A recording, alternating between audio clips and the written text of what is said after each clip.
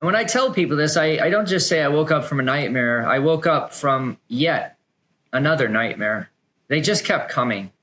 And at some point, you don't know. I didn't know what to do to stop them. I had tried. I had begun going to some therapy for it. But on that night, when I woke up from that nightmare, I got out my pills. I got out the water bottle. And I knew that was the night I was gonna stop the pain.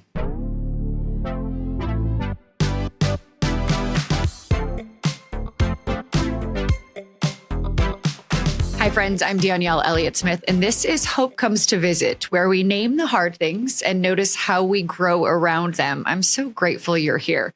A fortuitous moment of laughter on The Late Show with Stephen Colbert stopped my next guest, Ron Blake, from dying by suicide at 10:44 p.m. on November 2nd, 2015. That spark of hope sent him out on his ongoing artistic mission to overcome PTSD and to become a guest on The Late Show, his symbolic goal. Ron Blake, I am so excited to have you here on the show with me today to talk about the hope that you are continuing to share every single day. How are you? I am good. It's always a continuous journey. It's life, but I'm good. It could I could tell you all the bad stuff, but I'm choosing not to at the moment. There's a lot of good that's been happening too in my life and still is. So there's so much more I could have said in your introduction, but I wanted to save that so that we could have this as a conversation. I'm so intrigued by your story and so inspired by how you have evolved, how you have decided to take difficult times in your life and turn them into moments of inspiration for other people. So if you wouldn't mind, let's go back to 2015 and tell me about the moment that I mentioned in your introduction. You are at a place that is incredibly low. What happened? It's almost, it's so strange to think that I'm almost at the 10-year anniversary of that night, but it was on November 2nd of 2015. I woke up, and when I tell people this, I don't just say I woke up from a nightmare. I woke up from yet another nightmare. They just kept coming. And at some point, you don't know. I didn't know what to do to stop them. I had tried. I had begun going to some therapy for it. But on that night, when I woke up from that nightmare, I got out my pills, I got out the water bottle, and I knew that was the night I was gonna stop the pain. And I had the pills in my lap, I had the water bottle there, and then I happened to look up and I saw the TV was on. And that was confusing for me because I would always I would set the timer for the TV. And for some reason, I don't think I did anything wrong with the timer. It just malfunctioned because it should have gone off after 30 minutes. And for whatever reason, I looked up at the TV and it was this comedy show called The Late Show with Stephen Colbert. Something made me laugh.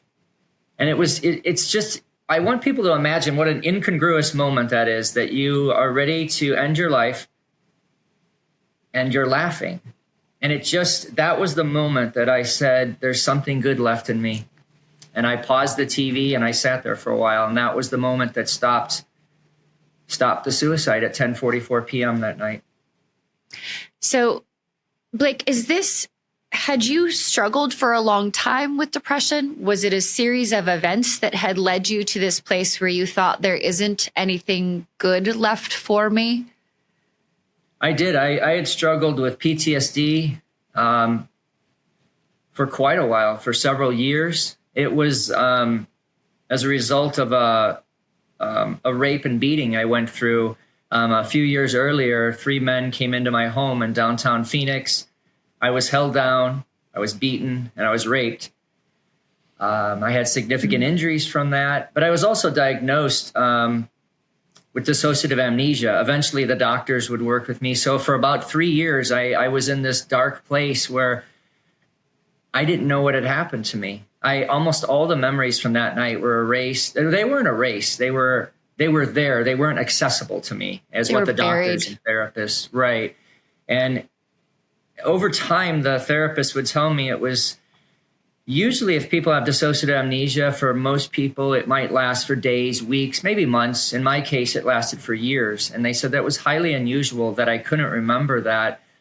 And it caused a lot of problems for me. And part of that was what you were talking about, that it led to the PTSD, the depression, the struggles. So I tell people, if they've ever seen those Jason Bourne movies, the Bourne Identity, they have a lot of Bournes with Matt Damon, but the doctor said, you had the same diagnosis as this character that Matt Damon would play. He was always being chased by these bad guys, but he didn't know why. And that was me. For those 3 years, I'm being chased by these nightmares. I would see visions of what happened that night, but then they would disappear really quickly. And so then I had no idea if it was just a nightmare or if it was real. And it turns out they were real. But, and that's what I struggled with. Blake, what a terrifying place to be in a state of mind where you know there's something there, but you're not exactly sure what it is, and you're struggling with a sense of reality. However, you come to this place in November of 2015. It's 10:44 p.m. Do you know what it was on the Colbert Show that made you laugh? No, I'm glad you asked that too, because I know when I've spoken at events, a lot of times people in the audience will ask me that. I've had some reporters ask me, but I'm glad they asked because it gives me a chance to share with people. I'll never know what the joke was that made me laugh. It's because the significance wasn't about what was coming into me that night that was important. It was what was leaving me. I couldn't believe that I was laughing. That's the part that I recognized. So I'm sure I remembered the joke at the moment, but then all of a sudden it was just this, I couldn't believe that I could laugh. There was, because you're in the darkest moment of your life. I'm ready to take my life. So that was the focus. And all of a sudden this goodness, something good inside me came out. And that moment I said, I'm going to get on this show. I'm going to learn how to tell my story. I'm going to talk about this. And it all became, and then the next day I was at a Staples store and it became clear how I was going to get on the show. Well, fingers crossed. I haven't been on yet, but that moment of hope, it was powerful. Obviously it's powerful because I spent a little over 24,000 hours of my life trying to get on a TV show for 5 minutes. And people will ask, why do you keep going? That's the power of a moment of hope to keep me going. I haven't had a full-time job in 10 years, but I do odd jobs. I find a way to keep this journey alive because that's how important it is to me. And that is also how powerful a moment of hope can be. So let's talk about this journey. What have you been doing for the last 10 years on this journey to spread the message about PTSD and assault?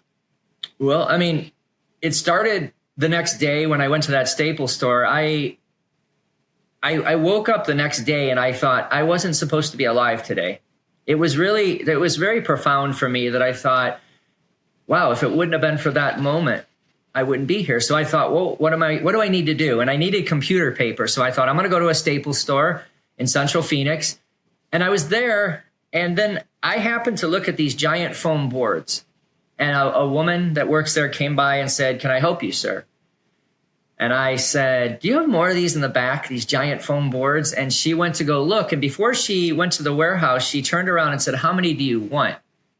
And I remember I thought, I never said I wanted any. I wanted to imagine, did she have 10 of them? Did she have 25, 100? I think I was trying to imagine something. And it was that particular moment that I said, you know what? I'll just take everything you got. And she came out with a whole bunch of them. And I had this idea that I'm going to go out. I'm going to learn how to re-engage with society because I had isolated badly because of the PTSD.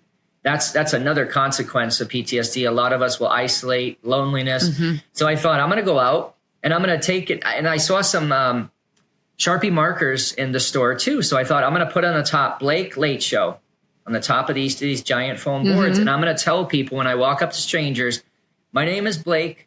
I'm trying to get on the Late Show. Can I tell you my story? And that's the journey. That's how it began. I've gone out every day for almost 10 years, and I've walked up to strangers all over this country every single day. I can't believe every single day I've done this, and 34,766 strangers have engaged me, and they've written. I thought they would always just write their name or their initials on the board to confirm that I spoke with somebody that day. I got out of my home and I have a goal. And what has happened is people started putting their own stories, poetry, Bible verses. They put jokes on these boards. They put mathematical equations on there to try. It's very like everybody just has a story to tell back. And so that's how it began. It was that next day I had this, I guess, this light bulb moment, you could call it, at the Staples store, and it began the journey.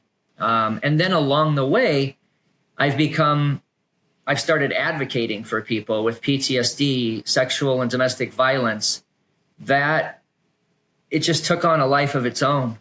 And I mean, I could go in depth about all the advocacy that's happened, because I do get the critics that said, you're probably never going to get on the Late Show. We would love for you, but you're probably never going to get on. He would have had you on years ago. People also fail to realize there's so much that's happened on this journey besides, yes, my main goal is to get on the Late Show because it's that significant for me, because that's the moment that stopped it all. But a lot of other things have happened, and that's what sometimes people miss. 98,000 miles across the country. Where have you gone? Are you walking? Are you driving? What are you doing?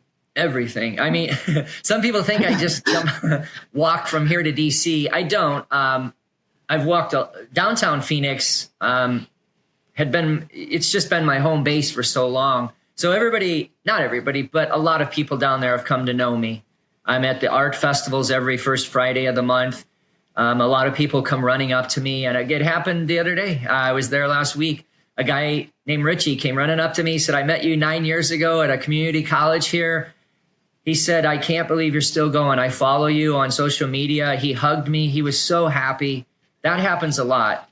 So, so in downtown Phoenix, I will walk around a lot. But people have brought me in to speak at universities. New Mexico State University in Las Cruces, New Mexico, brought me in for a few days. I was brought up to Chadron State College up in Chadron, Nebraska, a very small community, but very tight-knit. And I spoke at an event there. So they brought me into the Denver airport, got a rental car for me. I drove. So it's been all sorts of transportation. I've been on my bicycle, taking my boards with me. It's been a lot. But I've been in New York City. I've been in Miami doing this, but I've been in some smaller communities in Indiana, like where I grew up by Gary, Indiana, and East Chicago. Mm-hmm.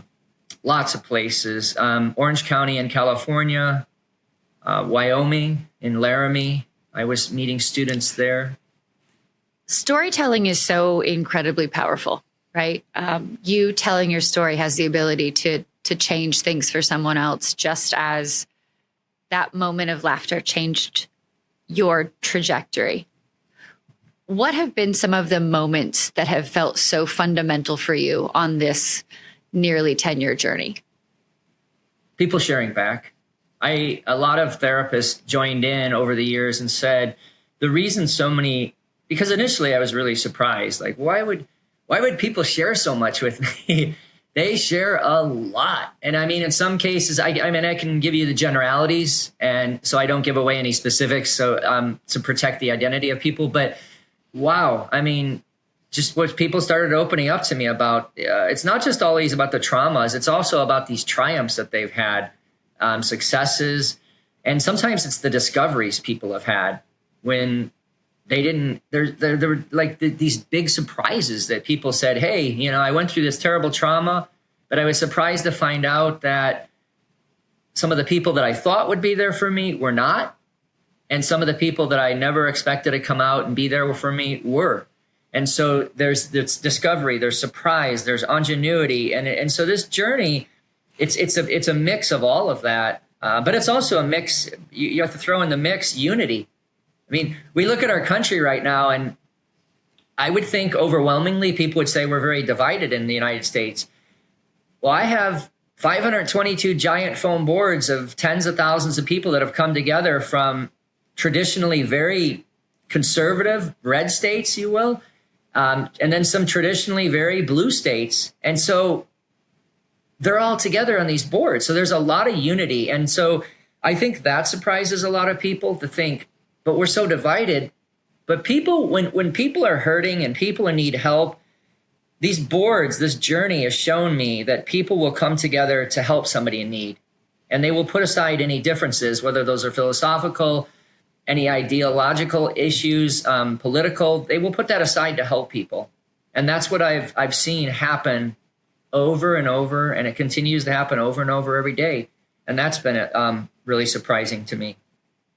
522 boards. Where do you store these?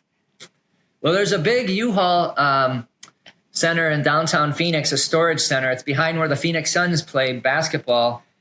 I keep a lot of them there, probably 90% of them. They're all protected. It's climate controlled. So they're there. It's if people have ever seen those Harry Potter movies, there's one of the movies, they take Harry and his friends go into this vault he has, and it's what's been left over from his parents and gifted to inherit. He inherits it from his parents. And it's all this gold and all these just beautiful things inside there. And that's what it reminds me of when I go in there. I've taken some reporters down there. They wanted to see these boards, or people just are curious. And I take all the sheets off, and it's like Harry Potter showing his friends everything that's been left to him. It's just absolutely stunning, because these boards, this is probably the greatest legacy all the tens of thousands of us will leave society when we're gone. I feel like in 100 years, somebody is going to see all these boards. My hope is they go in a permanent exhibit somewhere where they can impact people. But this is the legacy we're going to leave behind, I feel. And it's a powerful one. But most of them are in downtown Phoenix in that storage area. And then I have, I think, 40 or 50 here at the home with me. But I like to show people or take to places. And I read them. I mean, when I have bad days, I'll go through the boards. And it's like looking at Hallmark cards years later. Do you have any close by? Oh, yeah, I have one right here. I mean, I can show you. I would love to see one. I figured you had one close by. Yeah. So there are some people who listen to us, and there are some people who watch. So right now we're encouraging people to hop on YouTube and take a look. Look at that. Yeah, that's just one board, if you can imagine. I mean, 522 more of these, but these are just some of what people have put. Will you read a few of those for me? Oh, sure. I would just love to hear what people are writing to you. One of them is inside a heart. It says, "You matter." And then the person signed it, Steph Z. "Keep going every day. Sharing your story is empowering. Kristen." Somebody put something in Spanish on one of them, and I didn't know what. I thought they were referencing somebody else, and somebody said, "Oh, honey, they're talking about you." They put El Guapo Guerrero, I think. It means like you, the cute one, or something. Guapo is handsome. Yeah, Guapo I is think they handsome. said. Yeah, I can't find it, but I thought they were referencing somebody else. And somebody's like, "Oh no, honey, they're talking about you." And I thought that's so nice of somebody to put that. That's very nice. And then somebody, let's see, "Blake, you are amazing and one of the most genuine people I've met. I love your progress you have made and wish you the best of luck." So a lot of times they become like a big cheerleader on this journey, and they keep me going. And then sometimes people just share stories about their lives, and they want the world to know. Sometimes it's just that they've, again, been through something, and it's their chance to say, "Hey, I want to be heard too." And a lot of people that have been through sexual and domestic violence, especially, we never get to have our stories told, or people don't believe us. And when I do speak in front of audiences that it's dealing with just specifically sexual and domestic violence, because this is actually Domestic Violence Awareness Month. So I've spoken at several events in the last couple of weeks, but so many survivors of that kind of violence, they want to read these boards because usually they're just in disbelief that many people, because I've had people say, "You met that many people that listened to you." Mm-hmm. And again, so many survivors don't think anybody will listen. And to see that I've had over 34,000 people not just listen, but sign something back, that's really, it lends a lot of hope for people. So these boards really became the rock star of the journey. Do you find that not only is this journey healing for you in the fact that you are feeling seen and heard, but you're showing other people what it looks like to feel seen and heard, especially in a space in that level of sexual assault and violence where people traditionally don't feel seen and heard? Oh yeah. I mean, it does. It gives people a chance. I tell people, like, once I share my story with somebody with these boards and I say, now the board is yours, I give them 32 Sharpie marker colors to do whatever they want with. They get really excited because now they have a chance to add something to that. And now they're going to be heard. They're going to be seen. And that's important for a lot of people. But it's also, again, it's very therapeutic for a lot of people because they say they feel like there's this community on these boards and they're part of that now. And I've counted, I think it's 22 people now, 22 or 23 that have passed away that they put something on these boards. And one of the moments happened at a coffee house right in the heart of the Arts District in Phoenix. And I was meeting people with the boards on this particular day, and a young woman came in and she said, Blake, do you remember me? I met you maybe, I think it was like a week or two ago. And she hugged me and I said, I do. And she said, I was with my friend. And I said, oh, I wish you guys would have both been here. I'd like to show you, the boards again, what I've done since I met you. And she said, well, sadly, my friend passed away. I believe it was an auto accident. And she got very emotional and said, she loved so much what you were doing and she really believed in it. And she's so happy she's part of it now. And she said, when she passed away, and she said, me, her family, her friends, we want you to get on the Late Show because we want her story to live on.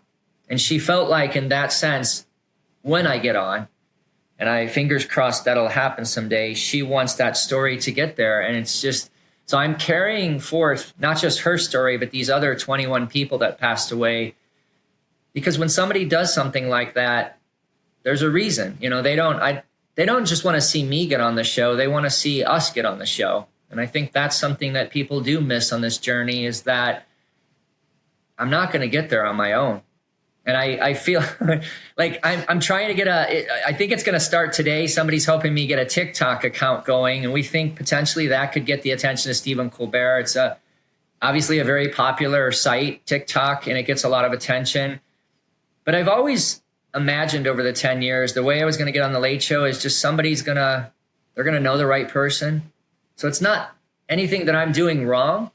Sometimes you have all these voices out there that are yelling and screaming for attention. And I'm sort of at the back of the line because I'm not yelling or screaming. I'm just going out. I'm doing my thing. But eventually, if you do the right thing, it works. And I can't guarantee to anybody I'll get on the Late Show with Stephen Colbert. But it doesn't mean I'm not going to get on. And I feel like, so again, it's all these people that are around me. I feel that I will because I have all this energy behind me from these tens of thousands of people, including the ones that have passed away. So a question about that. So what happens when you get on? Well, I'm glad you asked that too, because a lot of people in the events I've been at have asked that. And I know that's the thing that a lot of us in life, we want to know what's the next step. But I've told people the same thing. I have no idea what I'm going to do when I get on the Late Show. Like even when I get on the Late Show, fingers crossed again, I want to let the moment guide me. And then even after the Late Show, I want to let the moment guide me. If there was one thing that I would want, though, it's that these boards be put in a permanent exhibit, because I feel like it's sort of sad. It's my Dirty Dancing moment with Jennifer Grey and Patrick Swayze, where he says, nobody puts baby in a corner. Well, I feel like these boards are in that metaphorical corner. They're sitting in a U-Haul storage area and they're under covers. Like, how are they impacting anybody there? They're not. And I need to get them out. I need to show these to people. And I would love to take them all with me to the Late Show someday to share with everybody. But eventually I would want a permanent exhibit. So if there was one thing I'd want after all this is done, it's that. Because I feel like 9 of these boards have been framed, but I feel like if they were all framed and put in an exhibit, people from all over the world could come to this place of hope. And we could have, like, there have been 2 documentaries made about the journey that I've been on, one 9 years ago, one this past year. The one from this past year just won Best Short Film at the Rocky Mountain Emmys. So, I mean, those are visual components beyond just the boards. And people could see that. They could learn more about the journey. And it also could connect them to their traumas or their difficulties they've been through. There are pictures I've taken with we think about 5,000 people I've taken photos with where we hold up the boards. I'd love to see those in an exhibit because I want people to see the people I've been meeting, the places I've been, the news stories. It all tells this big story. So I would love to see that. And I imagine that people from around the world could come to a place like this and they could meet other people that have been through not just traumas, but people that have triumphed. So somebody comes there and they lost their 3 children in a house fire and they're from Binghamton, New York. Somebody else could come from Thailand and say, hey, I heard about this place. You know, I went through a trauma and I'm coming in here. And now they can connect with each other and they could build off of how they can recover. So I imagine just these possibilities. But I think it could be very exciting, too, for a lot of people to see something like that. Doesn't it almost feel as though you had to have had this journey? Like you weren't supposed to be on the Colbert Show in that first year or in the second year because this journey wouldn't have the boards that it has or the impact that it had or the stories that you've had or the possibility to be the documentary that you just mentioned that was just filmed. The ability to have this collection of community and stories and impact and 22 people who you hope to have live on within these boards if you hadn't been going for all of this time. So it's almost as though you weren't supposed to have been on the Colbert Show yet. Right? Right. I know that that's the goal, right? So there's almost, to me, I dare I say, whether you get there or not, I feel like you're doing the right thing. I feel as though while I'm crossing my fingers for you too, Blake, we have a limited time considering our lovely Colbert is not going to be on for very much longer, as heartbreaking as that is. However, there is this piece of me while I listen to you and I listen to this impact that you've had and I think about all of the people you've touched and all of the stories you've collected and all of the people you've impacted, that while that is your pinnacle goal, I hope you get there, but I know that you've had to have been through these last 10 years doing this in order to have what you have right now. Right. And I mean, I'll give you an example, Danielle, you said if I'd have got on the Late Show in the first year, you can start erasing so much. I mean, it reminds me of Back to the Future when Michael J. Fox's character is playing the guitar at the dance under the sea or whatever it was, and he had to get his parents to kiss because if they don't, he doesn't exist. And so he has that photograph on the neck of his guitar, and as he's playing it, he's realizing I have to make this happen or everything disappears. And I feel like in that same way, yeah, if I'd got on the Late Show 8 or 9 years ago, that photograph that is this journey, this 10-year journey, so much is erased. It's gone. I would have never met you.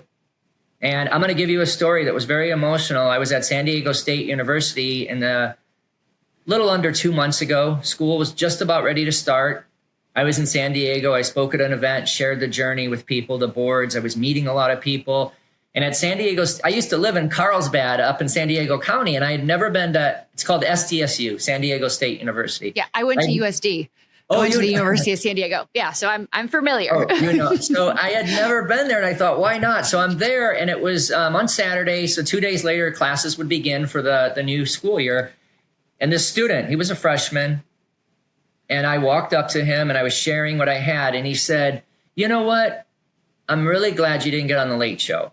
And I didn't know if he altogether didn't understand what I was doing. I'm like, okay, like that's my big goal, right? It has been for every day for 10 years. Because I just really thought maybe he doesn't understand it. And he said, no, I understand it.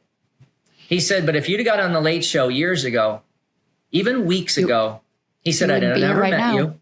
And he said, and I would not have survived the weekend.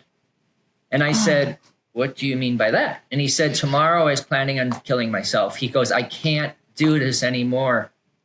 And he hugged me and he told me, I shared this on Facebook shortly after that experience. And he said, I just can't do it. And he said, all of a sudden you walked up to me. You got this random story of hope. And he said, I'm not going to do it. But he was also reading a bunch of the messages people put on these boards. But the whole thing about that is what you said. Had I got on, and he was right. He told me if I'd have got on, I'd have never met him. And we wonder why people come into our lives. And so I can't tell you with certainty, is that a higher power? Is that just the universe? Well, I shouldn't say just the universe, because there are people that don't believe in a higher power, but they believe in the universe. I have friends who are Wiccan, atheist, agnostic. I've met people from all different ends of the spectrum of life. And so I want to respect that. So everybody believes something differently, but whatever happened, I think I was supposed to be in his life and he was supposed to be in my life. And just the same with you. So just like Stephen Colbert was supposed to be in your life at 10:44 p.m. November 2015, right? I mean, so you were his Stephen Colbert. Right. And so I keep going.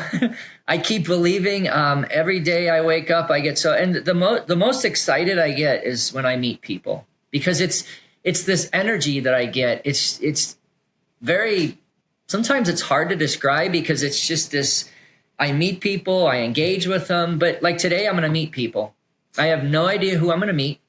They have no idea I'm coming into their lives. But when I'm done, before I go to bed tonight, Danielle, I will have met people. Not just said hi and bye, not just held the door open for them at a store, which is still nice, but I will have engaged with these people. They will hear my story, and very likely I will hear something back from their lives. And they will definitely share a story back with me, because I've had people say, well, I only signed my name or put my initials. How did I tell a story? And I said, you did. First of all, you chose one of the 32 Sharpie color markers. That's telling a story. You picked a color. And they said, I randomly picked one. I said, okay, but you randomly picked one. That's a story you're telling me. You decided to do it randomly. You chose a place on the board to put it. So I tell people, like, whether you know it or not, you are telling me a story. And I read it later. So I will meet people before I go to bed tonight. That's pretty exciting. Maybe people don't see it that way. I do. I do as well. Blake, how do you define hope? I'm not sure there is a word for it. I mean, there's a way to describe it. Sometimes it's just a feeling. Each person, it's something that it's hard to describe. I mean, I've had all these years to be able to put a definition to it, but it's everything that I've shared with you. But for every person, that's going to be different. It's hard to explain, because it's just this feeling that you have, that you want to keep going. That there's a possibility. But again, I've never found words since that night that can really describe it. It's just this happiness. It's almost like you're sitting there and the storm has happened, and you go outside, and finally the sun breaks through after days of rain, and you just feel this warmth. I mean, I'm just doing the best I can to give hope, but it's just this sense of warmth. But it sounds like I'm fumbling for words, because I am, because it's more of what it feels like. It's a sensation. I actually love that, because I agree with you. I think it's really hard to pinpoint hope to some level. There are so many different ways to define it, which is why I ask. I think it's a very personal thing. And for you are I mean, in so many ways, hope is a handshake and a smile and the color of a Sharpie. And it's where someone chooses to sign their name, and whether or not they use words or colors or a squiggle on the board. Hope is whether or not they stop to listen. Right. So I'm so grateful that you have spent time with me, and I'm grateful to have a tiny part in your story. I am going to do everything I can to help you reach your goal by sharing as much as I can. Is there anything that I didn't ask you that you'd like to share? No, I mean, you could ask me 50 other questions. We could talk for a while. I have so many stories I could tell you from there. That's it. I mean, that's why I feel like individuals like yourself, when you ask me questions, there's a lot still in my head. It's not just on the boards. It's not just in the documentaries, but that's how all of us in our lives are. We have so much that we only know. And if we don't get those pulled out of our heads, they're gone forever. And so I feel like what you've done today is you're pulling pieces of this journey out of my head so that I could share it with people, whether that's stories of people I've met, moments that have happened.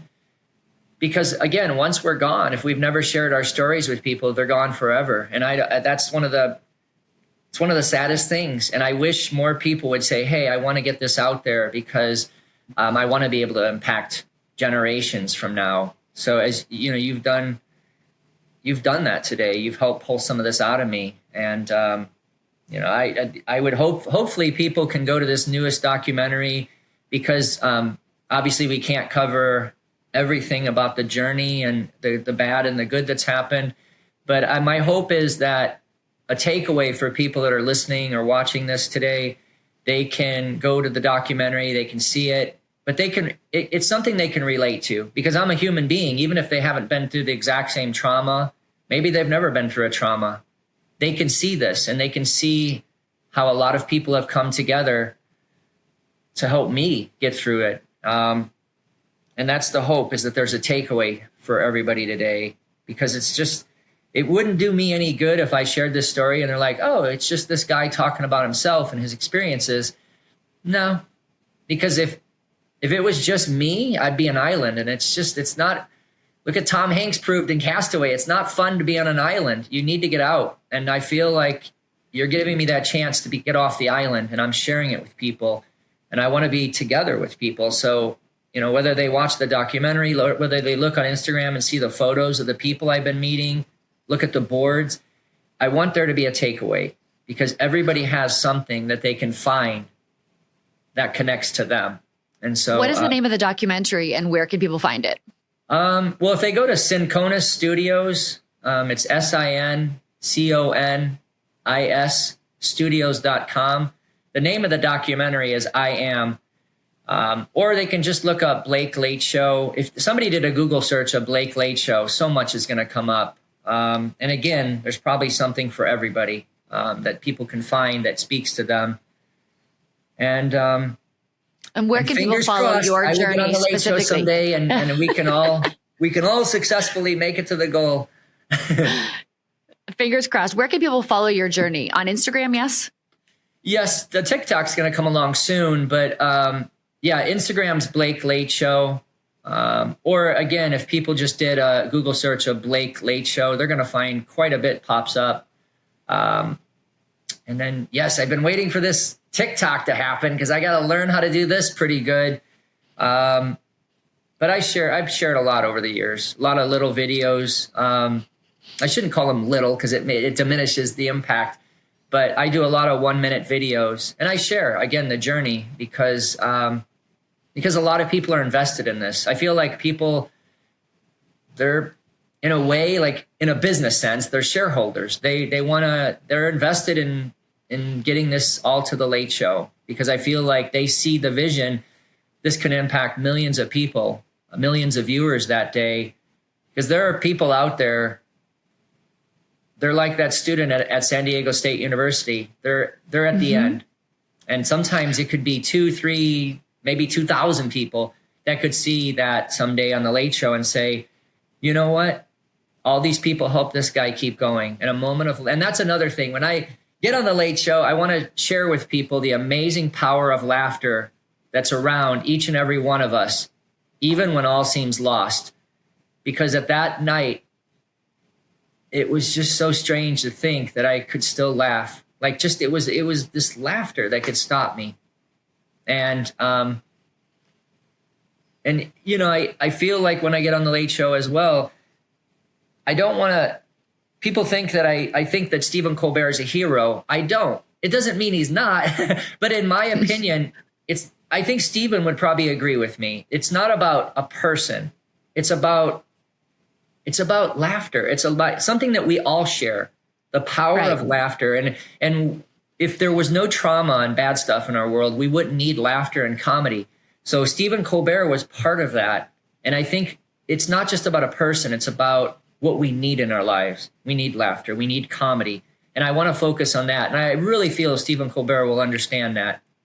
We also need community, and you've been providing that, right? We need community and we need stories, and there is a piece of that you're providing, and hopefully there's a piece of that I'm providing, right? Like, we need to show up for each other and hold space. So I'm super grateful to you for spending time with me. Thank you so much, Blake, for being here and sharing your story. And I'm grateful, and I will do the best I can to share your story far and wide.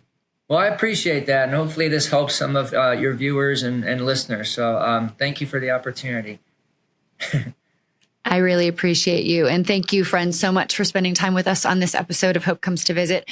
I so hope that Ron Blake's story touches you and hits you exactly where you needed it to today, and that you will take the story and you will share it with friends and family, and, you know, maybe even send it on over to Stephen Colbert so that he can meet with Blake and get him his dream come true. So until I see you again next time, take very good care of you. Thank you.